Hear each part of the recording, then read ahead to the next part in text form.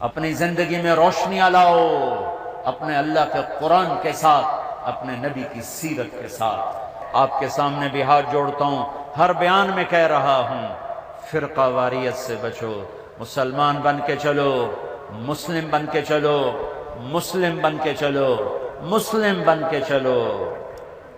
علماء سے کہتا ہوں، دین پیش کرو، آگ نہ لگاؤ، دین پیش کرو، دین پیش کرو۔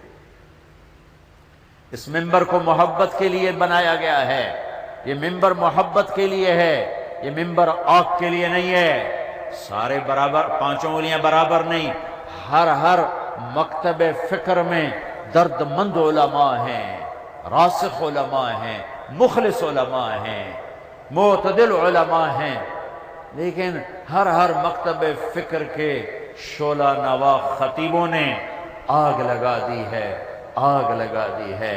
میں تمہیں نصیحت کرتا ہوں، مسلم بن کے چلو، مومن بن کے چلو۔ اپنا تعارف اسلام ہے، ہمارا تعارف ایمان ہے، اس سے آگے جو تمہارا مسلک ہے اسے قابو رکھو، میں اسے نہیں چھیڑتا ہوں، سلام کرتا ہوں، لیکن کسی اور کے لیے بھی راستہ کشادہ رکھو، کسی اور کو بھی جنت میں جانے دو، میرے رب کی جنت بہت بڑی ہے۔ ایک اور نصیحت کرتا ہوں آج کے ماحول میں، اپنی مرضی کی شادیاں نہ کرو، کورٹ میرج نہ کرو، اپنی مرضی کے فیصلے شادیوں کے نہ کرو، والدین کی رائے کو شامل کرو، والدین کی رائے کو شامل کرو، اس میں برکت ہوگی، اس میں دعا ہوگی۔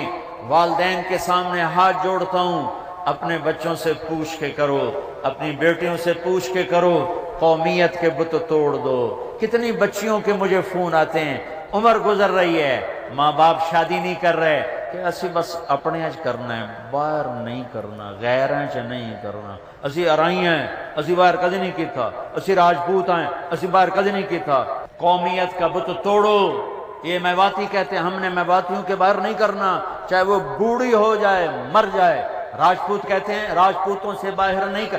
میرے اپنے بچپن کی بات ہے، میری کتنی خاندان کی بوڑھی عورتیں آنکھوں سے دیکھا، ان کا میں نے جوانی نہیں دیکھی، میں بہت بڑھاپا دیکھا، بڑھاپے میں تنہا زندگی گزار کے مر گئیں کہ ہمارے بڑے بزرگوں نے ان کی شادیاں نہیں کی کہ بس اپنوں میں کریں گے، باہر نہیں کریں گے، ان کو یوں تڑپا کے مار دیا، شادی نہیں کی۔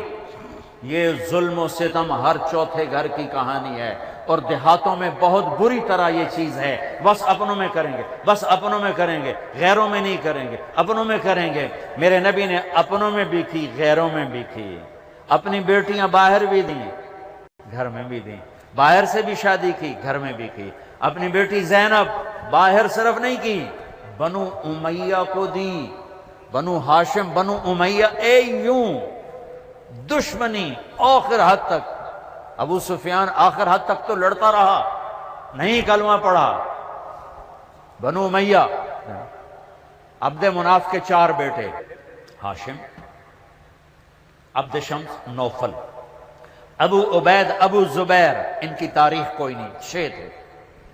2 ایک دھڑا ہے، مطلب ہاشم، یہ بنو ہاشم کہلاتے ہیں، عبد شمس اور نوفل یہ بنو امیہ کہلاتے ہیں۔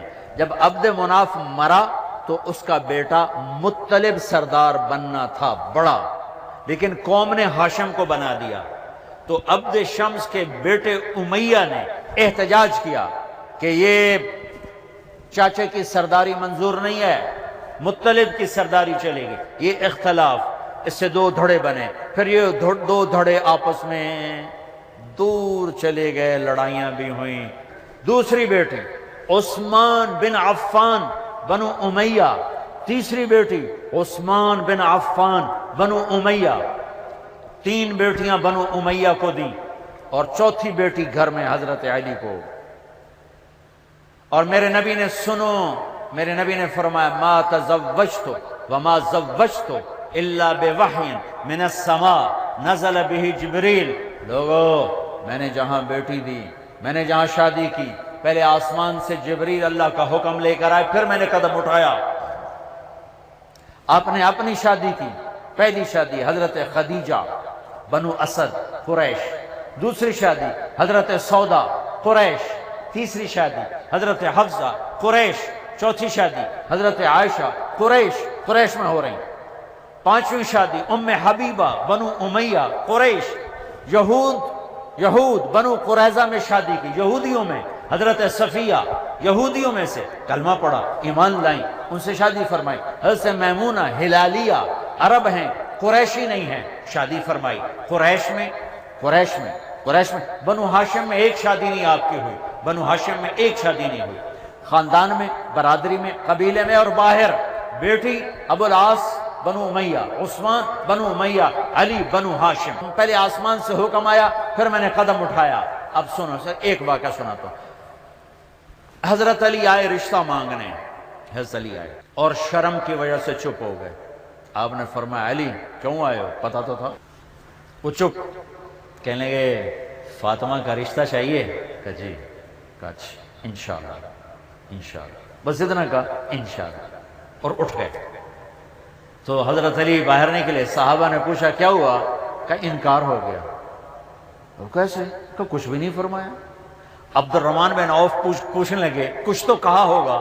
کہ انشاءاللہ کہا تھا. کہا تو بس ہو گئی. نبی کا انشاءاللہ ہاں ہوتا ہے. اچھا اب یہ انشاءاللہ کیوں کہا؟ آسمان سے وحی آ چکی ہے، بعد میں ایک اور حدیث سناؤں گا، پہلے ایک حدیث سنا چکا ہوں. یہ انشاءاللہ کیوں کہا؟ اب سنو. آپ گھر گئے، بیٹی فاطمہ علی کا رشتہ آیا ہے، کر دوں. اللہ اکبر. ہمارے ذمہ داروں میں نا ہمارے عیب سمجھا جاتا ہے بیٹی سے پوچھنا، اور دوسرے کمرے میں مشورے ہوتے ہیں. بیٹی کا رشتہ آیا ہوا ہے، دوسرے کمرے میں بیٹھ کے رشتے ہوتے ہیں، اس کو بتانا عیب سمجھا جاتا ہے. جیسے گائے بھینس بیچ دی، ایسے ہی چل بھائی، رسی ڈالی گردن میں اور چل بھائی. وہ نہ اف کر سکتی ہے نہ آہ کر سکتی. اپنے قریبی تعلق والے ذمہ دار گھرانے کی بچی کا فون آیا کہ بس مجھے خبر دی گئی تیری منگڑیاں سا کر دیتی ہے تو بس تو آ جا. میں آخیا جی ٹھیک ہے، مینوں منگنی منظور ہے، پر اتنا تو ویکھ لو شرابی نال مینوں جوڑ چھڑے جے، میری ساری زندگی روندیاں ٹپ گئی. چلو کسی بندے نال تو جوڑ دیندے جی، برادری وچ ہی کرنا ہے تو صرف شرابی لدھا ہی، اور کوئی نہ ہی لدھا. یہ ماں باپ کا ظلم ہے، یہ ماں باپ کا ظلم ہے. میرے نبی فاطمہ جیسی شہزادی سے پوچھ رہے ہیں کر دوں، اوپر سے وحی آ چکی ہے، پھر کیوں پوچھ رہے ہیں؟ اس لیے پوچھ رہے ہیں کہ آئندہ ماں باپ یہ ظلم کرنے والے ہیں کہ یہ بیٹیوں سے نہیں پوچھیں گے، گردن میں رسہ ڈال کے حوالے کر دیں گے. اپنی قومیت کے بت توڑو. ماں باپ سے کہہ رہا ہوں، آپ سے کہہ رہا ہوں، کورٹ میرج نہ کرو، تباہ ہو جاؤ گے. ماں باپ سے کہتا ہوں جوڑ کا رشتہ دیکھو، ورنہ تمہاری اولاد تباہ ہو جائے گی، تمہیں بددعائیں دے گی تمہاری اولادیں. بیٹیوں سے پوچھنا. اللہ کے نبی نے بچی کا حق، ایجاب قبول بچہ بچی کرتے ہیں کہ کوئی اور کرتا ہے؟ ماں کرتی، ابا کرتی. ارے ایجاب قبول ایسی شرط ہے، خود وہ کہیں گے تو نکاح ہوگا، نہیں تو نہیں ہوگا. اور ہمارے کہتے ہیں تیرا سر لا دیواں گے، رشتہ ایتھے ہی کرم. یہ میرے پنجاب کی تعظیم، میں پنجاب کے ذمہ دار گھرانے کا ہوں، میں ان اندھیروں کو دیکھ کے بول رہا ہوں. تیرا سر وٹ دیواں گے، رشتہ ایتھے ہی کر. اور سر کاٹ دیتے ہیں. میرا گاؤں دریائے راوی کے کنارے ہے، ہماری کتنی بچیوں کو نگل چکا ہے. یہ ظلم و ستم ماں باپ کا ہے. بے جوڑ شادیاں خاندان میں کرنی ہے، باہر نہیں کرنی.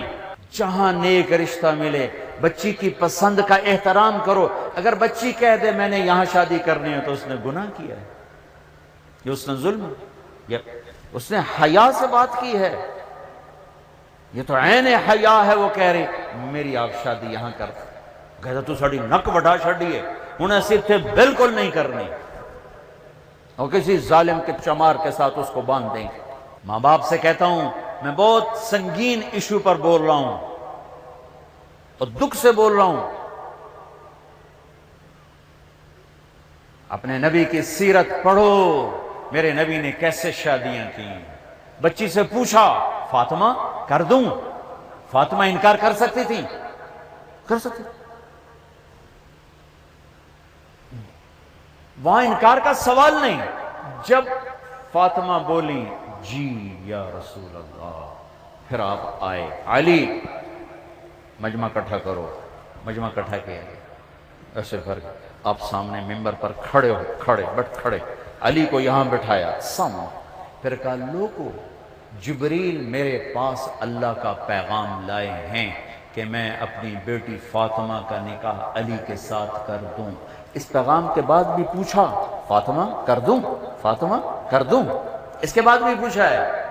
یہ ان والدین کو پیغام ہے، ان والدین کو پیغام ہے کہ اپنے بچے کی رائے کا احترام کرو، بچی کی رائے کا احترام کرو۔ تمہیں کہتا ہوں ماں باپ کے آگے سر جھکا دو، ان کا ظلم بھی برداشت کر لو، لیکن اگر ایک بچہ کہتا ہے میں یہاں شادی نہیں کر سکتا، وہ نافرمان نہیں ہے۔